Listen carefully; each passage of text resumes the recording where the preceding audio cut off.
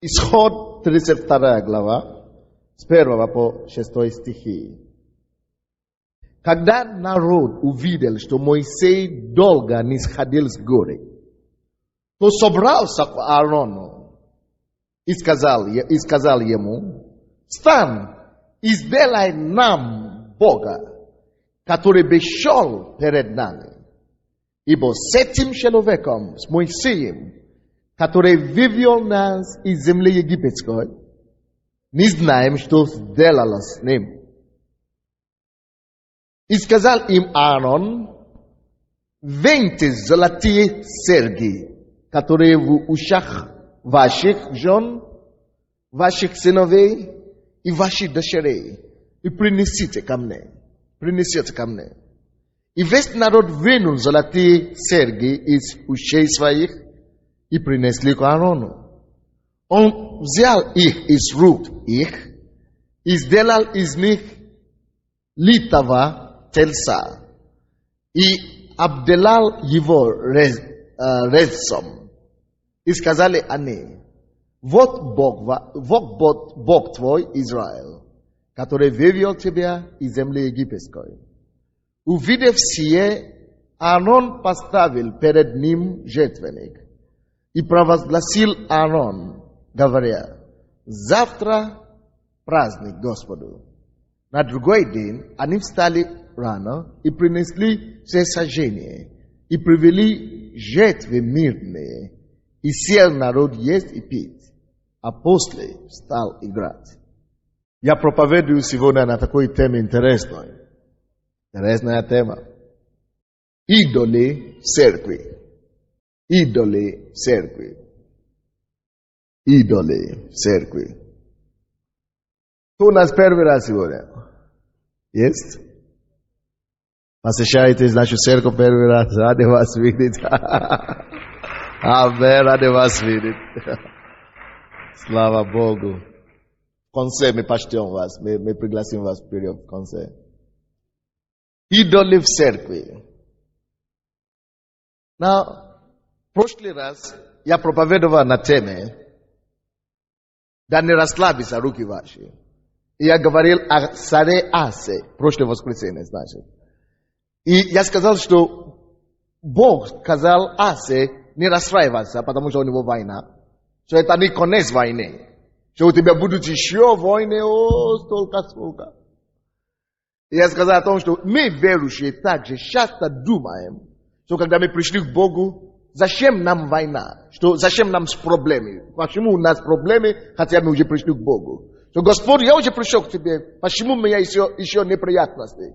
Мы часто думаем, что когда мы уже пришли к Богу, не должны быть неприятности, не должны быть войны, не должны быть сражения, не должны быть, проблемы. Оказывается, это неправда. И я говорил тогда, что таким же образом, как Бог сказал царю Асе, потому что царь Аса был хорошим царем. Он был с Богом, он служил Богу. И он переживал, почему у меня все равно войны. Я говорю, несмотря на то, что мы живем с Богом, нам хорошо с Богом, так? Но неизбежно неприятности и проблемы и вызовы жизни. Вызовы, сражения и проблемы жизни, они приходят на все. Наше преимущество заключается в том, что мы верующие. И мы не сражаемся голыми руками, нашими жизненными проблемами и вызовами. Мы сражаемся вместе с Богом, который больше всяких обстоятельств и ситуаций. Видите, да? И я говорю, что 3 причины есть, почему обязательно у каждого христианина будут неприятности и будут проблемы. Из-за того, что идолы построены. Я говорю, у вас будут проблемы и неприятности, потому что есть идолы, которые вы сами построили в своей жизни, личной жизни, когда вы были еще в миру. Своими руками вы построили какие-то идолы. То есть вы сами подняли какие-то вещи, которые не нужно было бы. То есть не по Слову Божьему. И когда вы приходите к Господу, естественно, эти идолы нужно будет свергнуть. Потому что только одному Богу стоит поклоняться и служить. Бог не позволит нам служить тем идолам, которые были в нашей жизни до того, как мы пришли к Богу. Допустим, у кого-то идол был сам себе, когда он был в миру. Ты спросишь у кого-то, почему ты живешь? Он говорит, я живу ради себя, я сам герой, я сам начальник своей жизни, понимаете, я тут, такой крутой, значит, я.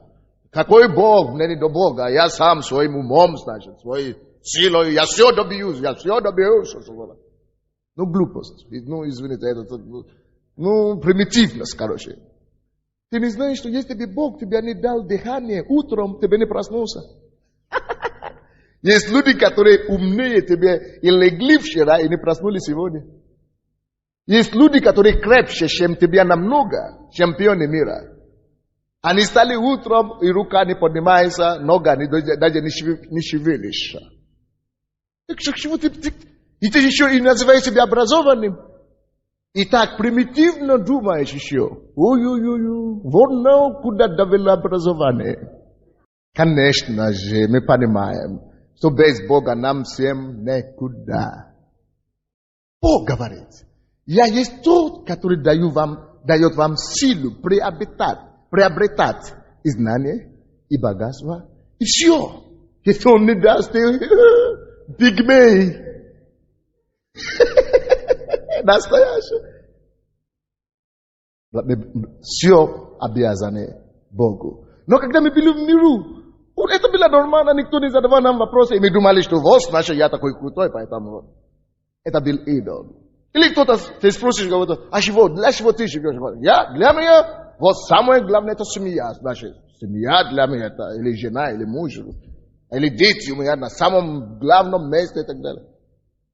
То есть возвысили и сделали своих детей идолами. Или своих же супруг идолом. И живут вот так. А потом пошли неприятности. Потому что если ты служишь, чему поклоняется ребенку вместо Богу, хочешь не хочешь, ты теряешь этого ребенка. Если это жена, ты поклоняешься, хочешь не хочешь, она уйдет. Если это муж, хочешь не хочешь, он изменит тебя. Никуда не денешь. Потому что идолы, которые ты сам собственноручно построил, тебе придется однажды низвергнуть и поставить Бога. Если это не сделаешь, у тебя будут сражения из-за этих идолов, которые ты сам построил в своей жизни. Но это первая причина, почему у нас всегда будут войны. Потому что когда ты меняешь порядок, кто-то недоволен, какие-то неприятности, потому что кто-то говорит, а почему ты такой, почему ты пошел так, почему? Потому что привыкли, чтобы ты жил, как ты всегда жил. Поэтому будут войны из-за этого, неприятности. Это по одной причине. Вторая причина, почему у всех нас будут неприятности, это из-за идолов, которые окружают нас. Может быть, не мы построили собственными руками эти идолы, но эти идолы построены, как вам сказать, общество, в котором мы живем. Допустим, пил раньше, перестаешь пить и пришел в общество. А говорит, ты что, давай мы побухаемся, или как они говорят. Ты говоришь, не, я больше не бухаться. А говорит, ты что? Ты что, сектантом стал? Или спортсменом? Я говорю, нет, я освободился. И когда они начинают тебе показывать, что ты ненормальный, а ты говоришь, ты слышишь, наоборот, я только что стал нормальным. Вот, и получаются неприятности какие-то сражения, какие-то войны. Почему? Потому что в обществе уже был такой идол построен, что каждый человек должен пить, или курить, или блудить, или изменить жену, или что-то. Они говорят, что нет, я не могу, я больше это не делаю. Это ненормально, значит. То есть какие-то представления, идолы, которые в нашем обществе, которые ненормальны, но люди воспринимали за нормальные. Потому что мы не хотим подчиняться этим идолам, потому что мы не хотим, как вам сказать, соответствовать с этими идолами, нам придется сражать. Поэтому у нас будут войны, и неприятности, и проблемы, потому что мы не хотим пойти под идолами. То есть будет столкновение. И это приносит идолы. То есть приносит проблемы, неприятности. Кто-то говорит, а зачем тогда я больной? Почему я рак там? Хорошо. Ты же сам помни, зачем ты... Многие того, то, что у нас есть, это результат того, что было. Кто-то говорил, мой рак, зачем ты курил раньше? Я говорю, я же больше не курю. Ну, ты же построил.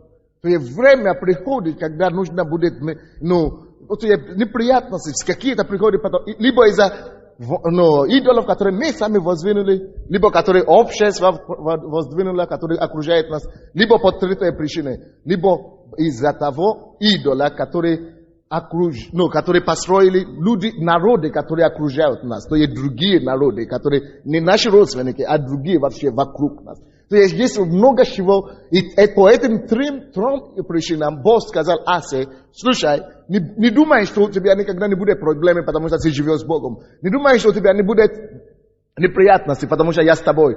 Слушай, я знаю, что я с тобой, но именно из-за того, что я с тобой, тебе придется сражаться на этих трех фронтах. Как бы, куда бы ни крутил, как бы ни хотел, тебе приходится ввести в войну, потому что ты сам построил идолы, потому что окружающие тебя построили идолы, твои соседи построили идолы, потому что окружающие тебя народы построили идолы. Надо противостоять это. То есть это нормальные вещи. Допустим, кто-то говорит, у меня вообще нет проблем. Все мои проблемы связаны с моими детьми. Вот это тоже мы говорим, что есть идолы, люди, которые близкие к нам построили. То есть, поэтому у тебя проблемы, у тебя сражения. Но мы не складываем наши руки и говорим, что мне делать. Нет, мы говорим, слава Богу, что вчера мне было бы хуже, потому что я был без Бога. Но теперь я с Богом, и никакая проблема, никакие неприятности мне уже не страшны. Потому что теперь Бог сам со мной справляется с моими неприятностями. В том-то и наше преимущество, что теперь мы не одни, не с Богом. Аминь. Теперь я хочу говорить о другом идоле, который я не говорил в прошлый раз. Это идолы церкви. Очень интересно. Но в этом местописании, которое мы читали, мы видели, что Бог вызвал Моисея на гору, чтобы побыть с ним на несколько времени. Всего лишь, 40 дней. И народ израильский, заметили, что его нету первый день, второй день, третий день, неделю его нет, второй неделю его нет. Знаете, они пали в панику. И они подошли к Аарону, это был заместителем Моисея. Подошли к нему и сказали ему, Аарон, слушай, этот Моисей, который вывел нас из Египта, мы его не видим. Мы не знаем, что с ним. Слушай, нам же нужно кому-то поклоняться, в конце концов, нам нужно все равно какому-то Богу служить. Давай, найди нам какого-то Бога, а то мы с тобой расправимся, короче. Найди нам Бога. И знаете, что он сделал? Он пошел и нашел им Бога. Знаете, каким образом?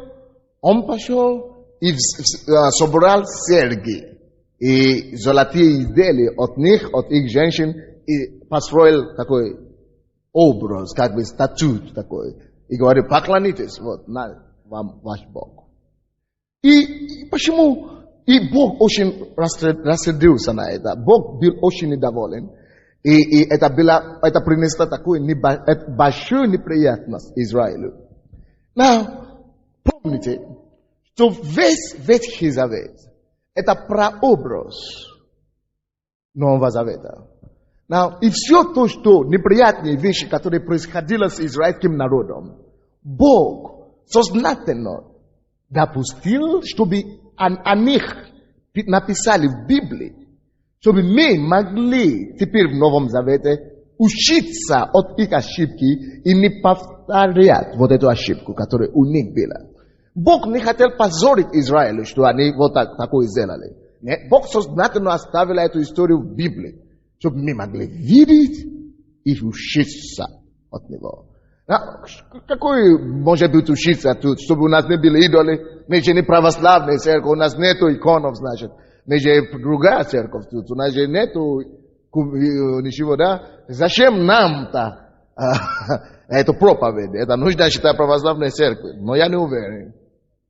Я думаю, нам тоже есть кое-что учиться тут. Аминь.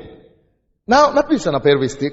Когда народ увидел, что Моисей долго не сходил с горы, то собрался к Аарону и сказал ему: «Встань и сделай нам Бога, который бы шел перед нами. Ибо с этим человеком, с Моисеем, который вывел нас из Египта, не знаем, что сделала с ним». Заметьте себе, почему они попросили и Бога. Они привыкли двигаться и служить Богу видимого. Богу видимому, служить видимому Богу. Они привыкли поклоняться именно что-то физическое. И они говорят, потому что Моисея нет. Дай нам Бога, который мы бы видели. Обратите внимание. Если Моисея нет, это не значит, что Бога нет. Это значит, все время они отождествляли Моисея с Богом. Особенно в нашей церкви, даже такие, как мы говорим, у нас нет иконов, но иногда часто мы делаем иконов и боги из наших проповедников. Видите, Моисей, он не был Бог. Зачем тогда они сказали, что его нет? Значит, Бога нет. Какое-то глубочайшее заблуждение. Моисей не Бог. И очень часто, когда мы видим, что Бог использует людей, и мы приходим в церковь, и мы видим пастора все время, допустим, очень часто мы думаем, наверное, это уже, что же sabe как Бог? Конечно, не Бог, мы понимаем, это Моисей. Но вдруг его нет. Ага. Тогда мы понимаем, что мы выдвинули себя в сердце. Но почему это проблема? Но это всего лишь следствие. Но почему эта проблема существует? И почему такая проблема нашлась в Египте? Что есть среди детей Израилевых? Потому что человек привык, и всякий человек, который воспринимает Бога по видимым вещам, по-видимому, рано или поздно упадет в такой грех или в такое заблуждение. Они упали в такое заблуждение только по одной простой причине. Не потому что Моисея нет, а потому что они привыкли Бога воспринимать видимым. То есть, как? Визуально. То есть проявление. Вот, это лучше сказать. Проявление. Они привыкли видеть Бога проявление. Если есть проявление, вот значит это Бог. Слышите? Я говорю, идолы в церкви. Слишком много лжи богов в церквях в последнее время. Кто-то приносит картину Бога и говорит, вот это Иисус. Значит, когда Он есть, некоторые начинают говорить, да, значит, можно тут молиться, потому что тут икон есть. Картина есть, значит, тут значит Бог есть. А вдруг этой картины нет, значит, ну где же Моисей? Его нет, значит, Бога тут нет, нельзя тут, значит, молиться. Идолы в церкви. Некоторые люди говорят, если вот это пастор Сандей будет проповедовать сегодня, значит Бог есть дома, значит он есть. Значит все нормально. Бог в порядке, значит сон не ушел.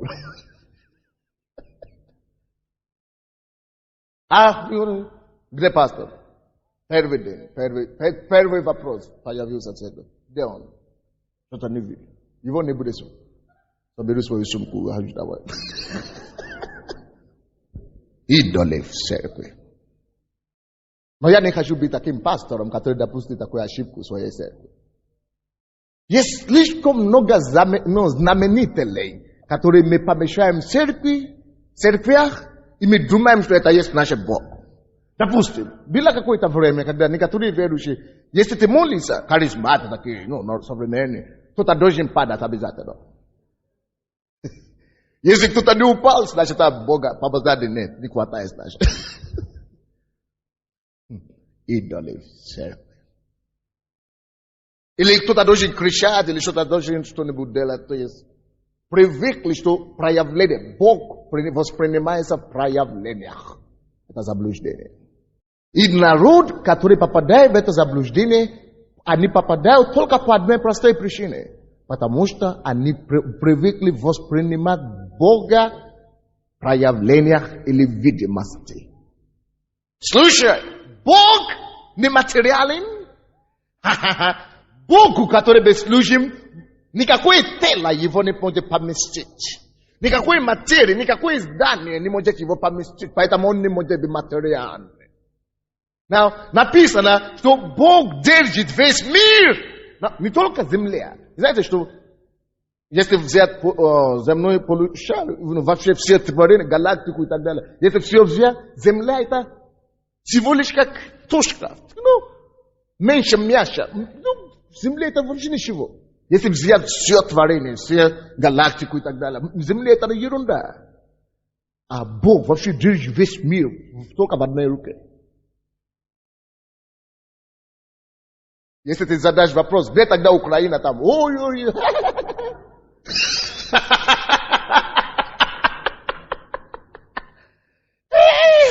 Если еще дойти до того, где ты?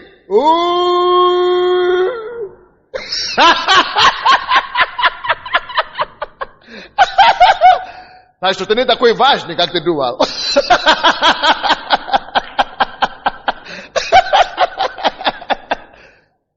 Это слава Богу, что Он нас так возвещает и посчитает.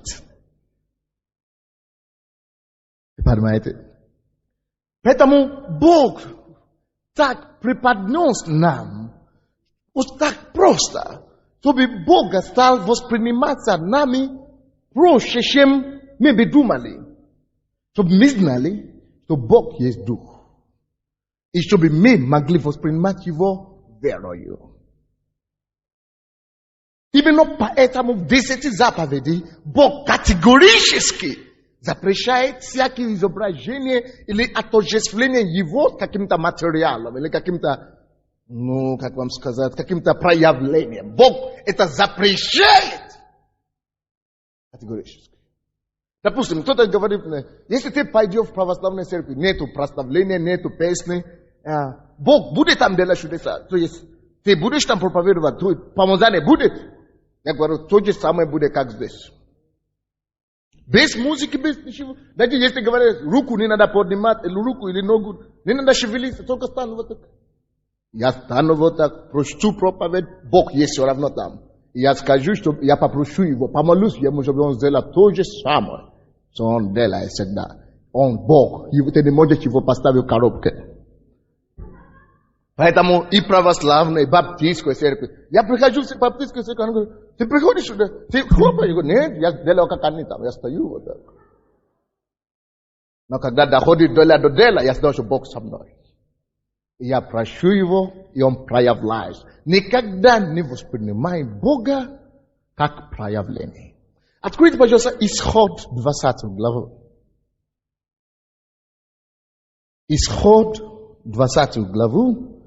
4 по 5 стихи. 20 глава. Исход. Так что, если ты будешь думать, что пастор это, Бог это Моисей, или Бог это пастор,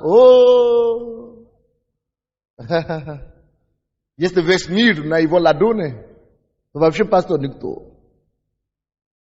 Но пастора нужно посчитать. Пасторек нужно любить, как посланников Бога, но не больше. Мы служим не им, а Богу.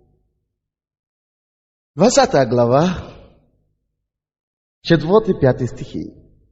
Не делай себе кумира. Видите, что Бог говорит? Кумир, что такое кумир?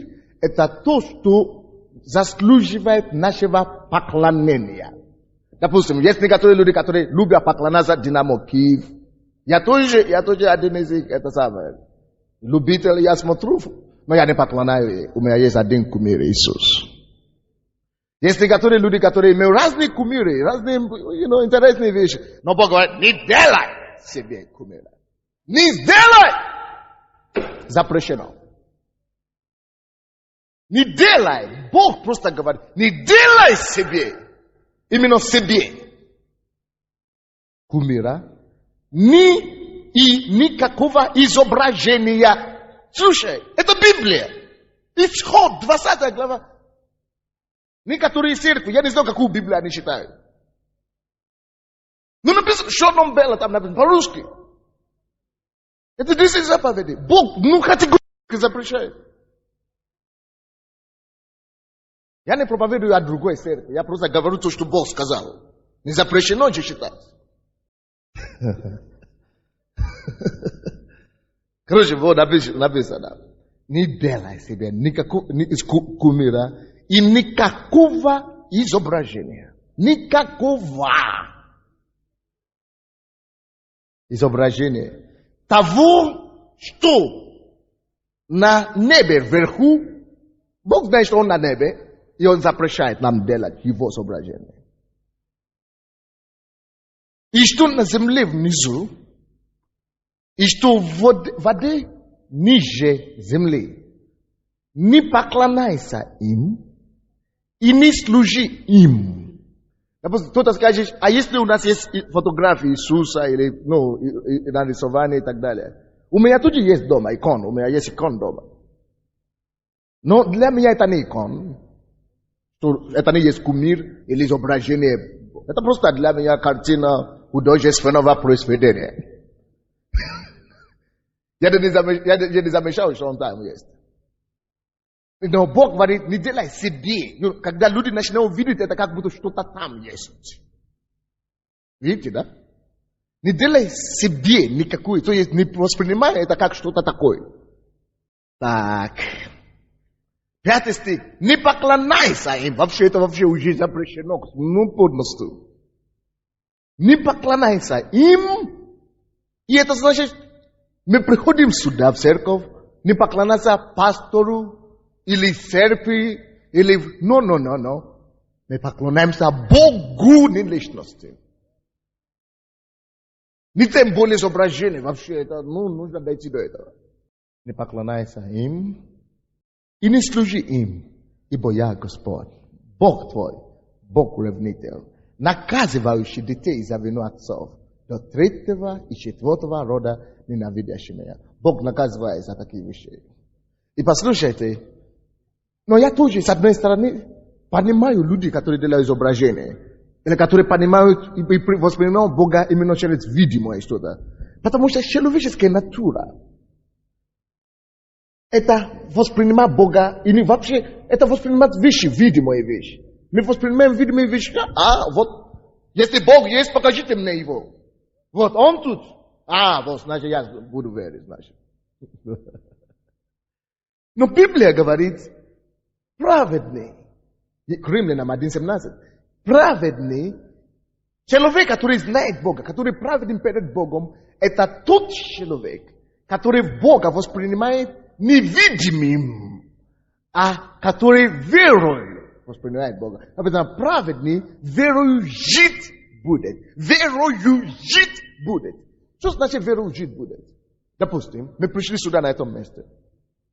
Мы не видели ни Бога, ни икона, ничего. И мы знаем, что Он здесь. Вот вера. Я стал на сцене. Я говорю, Господь, прошу Тебя, как Твой посланник, за этих людей.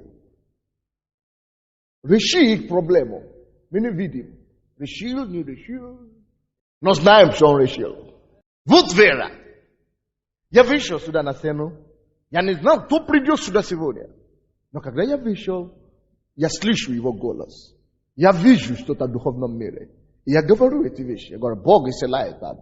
Бог исцеляет. Откуда я знаю? Я говорю, что, сумасшедший или что ли, чтобы просто выходишь и говорить. Праведный верующий будет.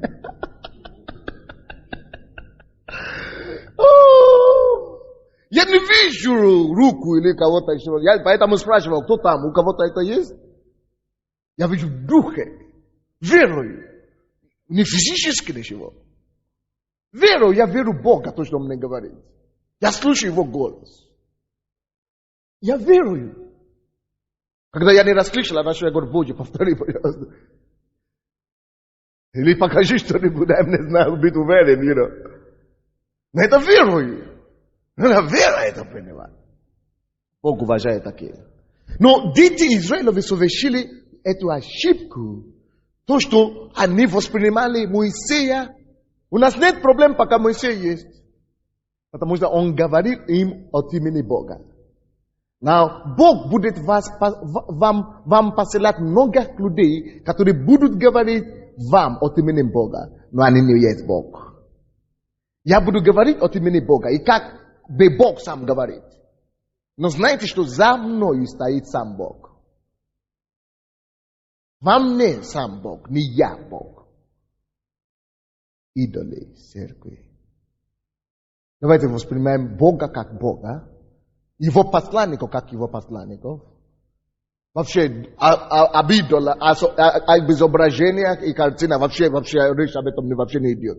Я думаю, если вы уже здесь сидите, вы уже поняли, что это вообще какой-то чушь. То есть, не дай Бог, вы это уже поняли. Поэтому вы здесь. Кто не понял это, вы не пришел сюда. От Иоанна 4:24 говорит нам, что... давайте посмотрим. Это интересно посмотреть. Евангелие от Иоанна.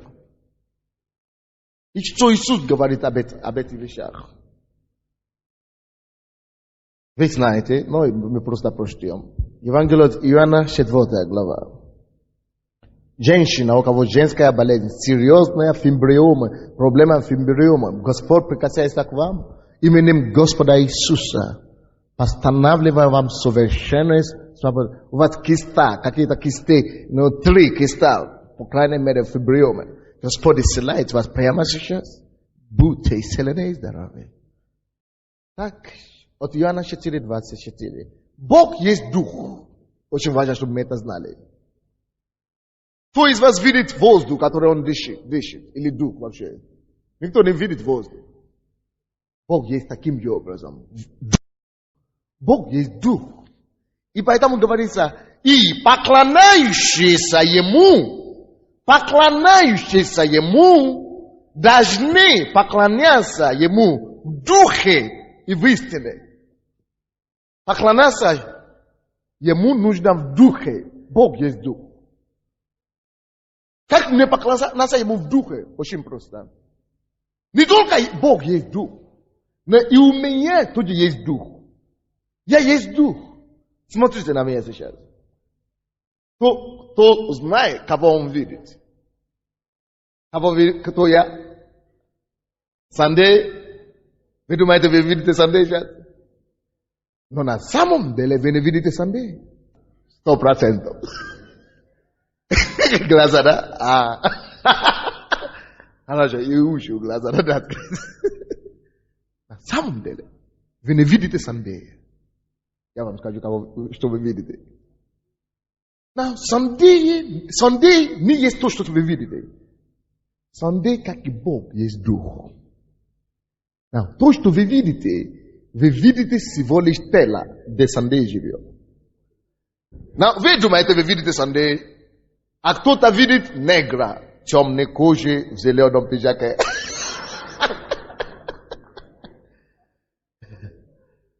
Кто-то видит молодой, смуглый парень. Я не знаю, кто-то думает красивый, он видит человека. Но, давайте, восприятие того, что вы видите, может быть по-разному. То есть, если бы меня перестали где-то просто так, вот так, все люди бы сказали, мы видим не Сандея, мы видим негра. Восприятие того, что вы видите, может быть разнообразно, но это не я. Слушай, для того, чтобы знать, кто стоит и говорит вам, нужно с ним общаться, нужно проводить с ним время.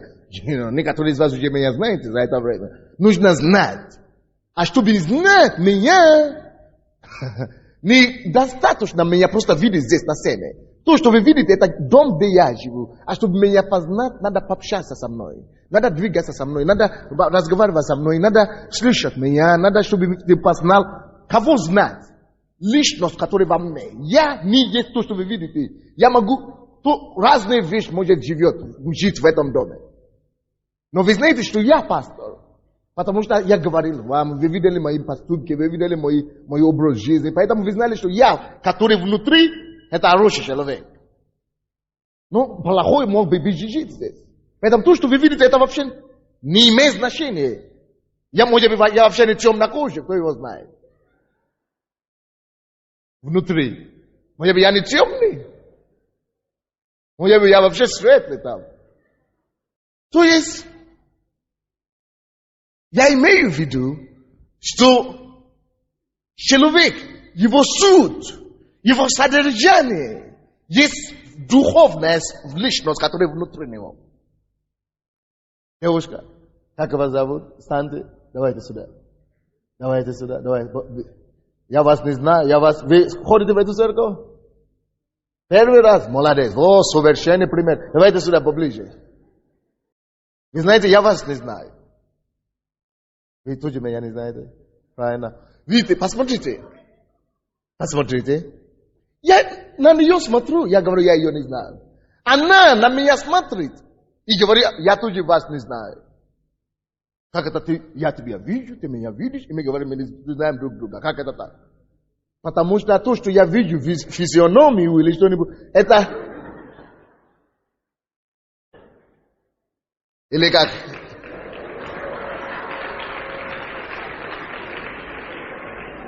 Неправильно, да? Пускай, да? Хорошо, ничего, мы поняли. То, что я вижу физик, это еще не значит, что я ее знаю. Вот как это? Я ее вижу, я говорю, я ее не знаю. Она меня видит, говорит, я тебя тоже не знаю. Как это я не знаю? Потому что она, как тебя зовут? Лена?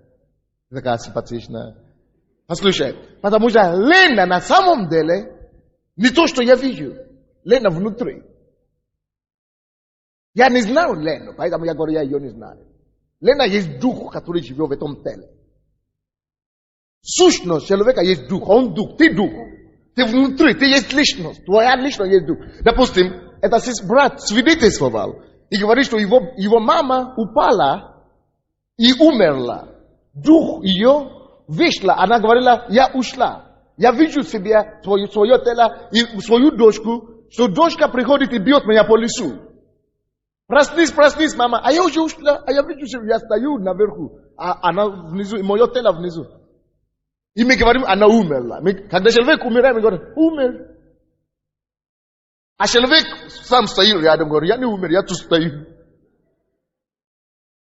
Потому что тело лежит, тело не умер, тело же, человек не умер. Если он умер, почему мы еще его видим? Мы же его видим, вот он лежит, почему он умер? Вот он тут. Не то, что он умер. Его дух, который ты не видишь. Ты думаешь, что он умер, а он стоит рядом. Ты его не видишь. Он, его дух, покинул его тело. И это живое доказательство тебе, что ты его воспринимал все время как плоть. Его личность ты воспринимал как его тело. А теперь его тело лежит, ты говоришь, он умер. Как он умер? Потому что ты его воспринимаешь как тело одно, всего лишь. Которое нету. Но он не умер. Ты должен его воспринимать как его суть, дух. Вы понимаете меня? То есть, я ее не знаю, потому что я не знаю духа, который живет в ней. Я не знаю Лену, суть. Я ее тело вижу. Поэтому то же самое, как Бог. Мы должны Бога воспринимать тоже таким же образом. Бог есть дух. Мы тоже есть дух. Наша личность есть Бога. Бог, как Бог. Мы в таком же образе, мы созданы по его образу, как Бог. Поэтому Библия говорит, поклоняющиеся должны поклоняться Богу в духе. Это значит, не по плоти, я не должен искать что-то плоское, что-то внешнее. Вот как я искал, как тебя зовут и так далее, я тебя не знаю. Мы должны, он есть дух, я сам есть дух. Мы должны изнутри. Ты же не видишь сам себя. Ты видишь свое тело, ты же не видишь, что внутри у тебя. То есть ты знаешь, что ты есть там. Ты говоришь, ты разговариваешь, ты знаешь, что ты сам есть. Вот таким же образом изнутри. Поэтому вот изнутри твоего духа нужно Богу поклоняться. Вот почему и написано, что поклоняющиеся ему должны поклоняться в духе. И внутри общаться живым. Не просто аллилуйя, аллилуйя, рука, ногу, бега. Это должно иметь связь своим духом, своей душой, своей внутренности. Поклоняющийся Богу должен поклоняться Ему в духе и в истине. Истина, значит, если это в духе, это должно быть в истине. И в чем заключается истина? Это открытость, 100%. Это 100% отраженность, то есть, прозрачность. Истина. Богом нужно только так, потому что Он сам есть истина. Так что, когда они не видели Моисея, допустим, Лена, я ее не вижу, она отошла, и я думаю, почему-то, значит, Бога нет. Заблуждение! Бог есть Дух. И поклоняющийся Ему должно в Духе, в истине. Поэтому никогда церковь не отождествляйте Бога видимым проявлением или внешностью. Никогда! Знаете, что Бог есть Дух, и Он вездесущий. Когда ты приходишь сюда, знаешь, что Бог с тобой. Даже если никого не будет здесь, знаешь, что Бог здесь. Моисей нет. Мы не знаем, что случилось с ним. Значит, сделай нам Бога. А Аарон взял и сделал им Бога. В его понимании. Оказывается, что на самом деле единственный человек, кто знал Бога, и среди детей Израилевых был Моисей. Даже Аарон не знал, вообще не имел понятия такой Бог. Он ходил с Моисеем, он передавал слова Моисея народу, но он не знал Бога. И поэтому, когда ему сказали, делай нам Бога, он сделал именно то, как он принимал Бога, как он воспринимал Бога. Золото. Если бы он знал Бога, он бы сказал, на вам Бог здесь. И поэтому, когда я стою здесь, я могу вам сказать, если ты видишь меня, ты видишь Бога. Почему? Потому что Бог со мной. Ты можешь его не видеть, но я его вижу. Ну, а как ты видишь? Слушай, покажи мне. Не, я тут здесь вот так не вижу ничего. Но в духе, по вере я его вижу. Праведный, верующий будет. Вы понимаете меня? Всякий, кто воспринимает Бога, то отождествляет Бога внешним, видимым проявлением, не есть верующий. Не знает Бога, значит. Бог больше, чем того, что мы видим. Бог больше, чем того, что мы, как Он проявляется. Да, Бог делает чудеса. Бог являет знамения, но это не Бог, это всего лишь Его дела.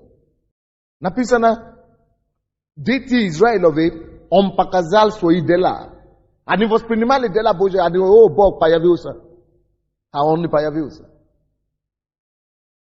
Вы помните, когда Илья там устал, когда его угрожали, что его убьют, он убежал туда, куда он убежал? На горе какой-то, в пустыне или какой-то, он убежал. И Бог ему дал кушать.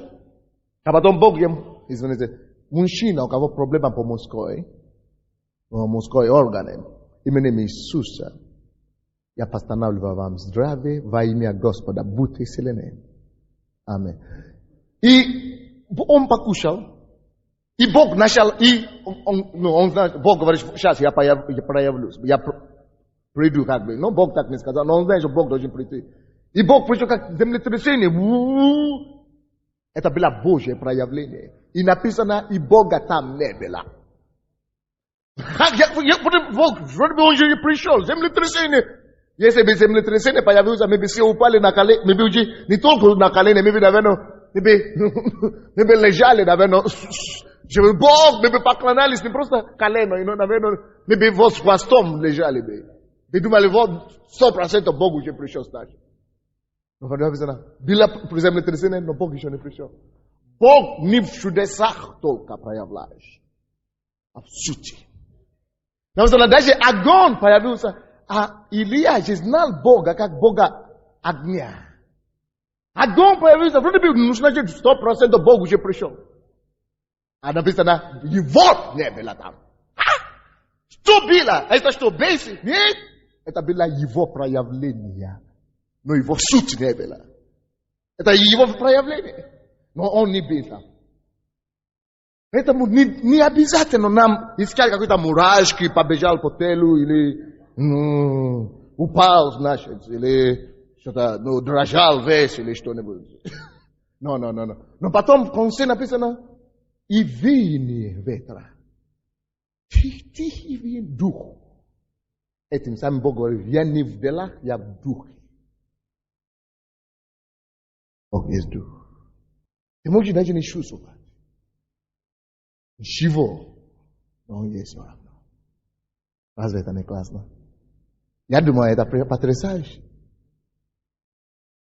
Давайте будем искать сути, а не проявления, не внешность. Теперь давайте преклоним нашу голову и скажем, Господь, я хочу познать Тебя лично, как сути. Точно как Лена стала, я говорю, я тебя не знаю, она говорит, я тоже тебя не знаю. Точно таким же образом, многие из нас, мы воспринимаем Бога, вот как я ее вижу. Я ее воспринимаю. Мы воспринимаем внешне действие Его, проявление Его, но Его самого не знаем. Как ты воспринимаешь Бога сегодня? То, что Он исцеляет, то, что ты слышишь свидетельства, или музыку, или мурашки по телу. Закрой свои глаза сегодня и скажи, Господь, я хочу Тебя воспринимать в сути, Духе, как Ты есть. Открой себя мне. Праведный верою жить будет. Я верую сейчас. В Духе воспринимаю Тебя. В Духе открываю свой Дух. И пускай Дух контактируется с Духом. Яви себя мне, Господь, не в видимом, не в проявлении просто. Не в иконе. Если будет проявление, хорошо. Если нет, хорошо. Пускай Твой Дух воспринимает Духа Бога. Пускай Твой Дух почувствует Бога. Просто почувствуй Его. Представь себе дух и представление в своем воображении, что Бог стоит рядом с тобой сейчас. Именно в духовном, то есть воображением. Представь себе, что Бог рядом с тобой. Держи Его по вере. Он говорит, я держу тебя по правой руке. Ты можешь принимать Бога, ты можешь обнять даже Бога. В духе, по вере. Ты можешь контактироваться с Ним. Ты можешь возлечь Ему на грудь по вере.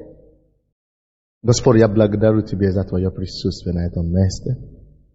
Отец, я так желаю, я так жажду, чтобы вера людей не была построена на личности, не на мне, не на действиях Твоих, не на проявлениях, но на оригинале, на фундаменте, на Христе Иисусе, на Тебе, на Твоей сути. И Дух Божий, помоги мне сегодня раскрой Отца сыновьям и дочерям. Дай нам ощущать Тебя, Твое присутствие прямо сейчас. Дай нам воспринять Тебя лучше, чем когда бы то ни было. Духе, нашим духовном воображении, вере, что Ты здесь. И Ты реальнее, чем присутствующего рядом с нами. Ты действительнее, чем стоящего пастора на сцене. Мы благодарим Тебя за Твою реальность. Во имя Иисуса Христа. Аминь. Прежде чем я закончу, я просто скажу вам, что Иисус во всех Его действиях, заметьте себе, вы заметили, что Иисус, когда люди приходят к Нему, Он говорит, допустим, от Марка 5:30, когда эта женщина, или кто пришел к Нему, эта женщина вот с этой кровотечением, пришла к Нему, она почувствовала что-то. Но только потом Иисус говорит, вера твоя спасла тебя. Когда от Марка тоже 10:32, наверное, где этот слепой Вартимей призывал, он говорит, что ты хочешь? Он говорит, чтобы я мог видеть. Иисус говорит, твоя вера спасла тебя. Что это такое? Иисус знал, что он мог бы сам исцелить их и так далее. Допустим, другой человек, у кого рука была такая, он говорит, веришь ли ты, что я исцелю тебя? Он говорит, Иисус всегда задает вопрос. Слушайте, я еще не закончил. Не ошибаетесь? Вот то, что я говорю сейчас, очень важно. Иисус всегда спрашивал у людей, насколько они воспринимают, насколько они верят, что Бог это делает, насколько они воспринимают Иисуса. Почему Иисус всегда ищет веру? Почему Иисус всегда подчеркивает веру? Веришь ли ты, что я есть Сын Божий? Веришь ли ты, что я тебя исцелю? Веришь ли ты, что я здесь? Веришь ли ты, что ты получишь? Веришь ты не только, что вы видели меня, Иисус не говорит, чтобы вы просто меня видели. Веришь ли ты? Иисус хочет подключать их суть, их духовный суть. Иисус хочет подключить их внутренность, их силу, самое главное. Потому что поклоняющиеся должны поклоняться Ему в духе. Поэтому, братья и сестры, Моисей ушел. Говорят, что знает у Бога, значит. Слушайте. Всякий человек, который воспринимает Бога по внешним признакам, всякий человек, он бедный человек. Когда нету, допустим, когда нету церкви, когда нету собрания, он думает, я с ума зайду, у меня проблема, я не знаю, куда пойду. Но человек, который знает, что Бог это дух, и который воспринимает его в духе, где бы неприятности бы не было, он спокоен, он знает Бог здесь. Допустим, если ваша вера только построена на пастора Сандея, что случится, если в 3 часа ночью, не дай Бог, дьявол постучит вам в двери? Вы будете звонить пастора Сандея, а если его вообще не будет в городе?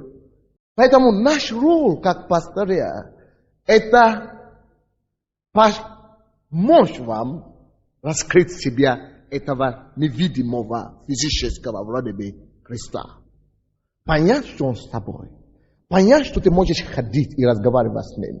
Понять, что ты можешь слышать Его голос.